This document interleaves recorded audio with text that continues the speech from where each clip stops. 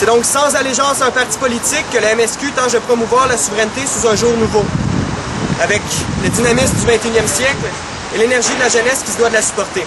Cette indépendance 2.0, je compte sur nous tous pour en parler, peu importe la façon dont on veut en parler.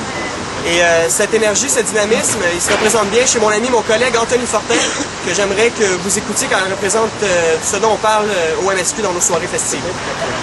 Sommes-nous vraiment une partie du tout que forme cette patrie, toujours antipathique et où on est tapi sous les fleurs du tapis? En dépit de l'apathie sans répit, j'ai décidé de débiter comme à l'habitude. Je veux dévider mes tripes et des milliers d'idées, ou plutôt mes certitudes. Je veux que l'utopie entre en piste, qui est à être un peu naïf. Perdre le moule réaliste avec un flow réactif, vaut mieux que de dormir sa switch en flambant du gaz de schiste.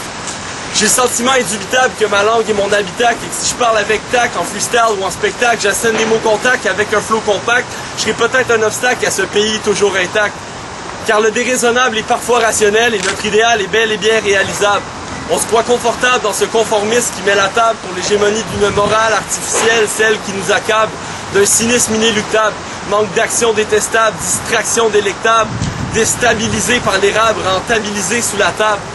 On essaye de se mettre sur la map, mais on a trop l'air affable, comme La Fontaine à la fable, loin des Yasser Arafat. Mais à l'heure où on se parle, la rouille a rongé les rouages et de notre lutte, le ciel sombrage.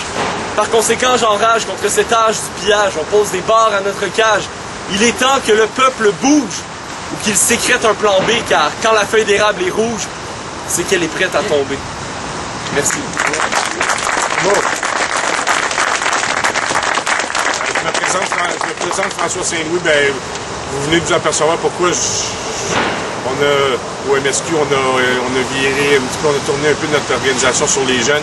Je pense qu'il faut non seulement faire un pont entre les générations, mais je pense qu'il faut laisser le plus de place possible à la jeunesse québécoise qui a faim de liberté.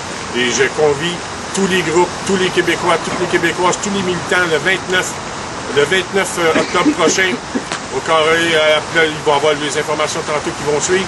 Mais le 29 prochain, c'est à 1h30, place du Canada. Et on termine juste ici à l'arrière de l'hôtel de ville. Merci. La semaine prochaine, soyez nombreux.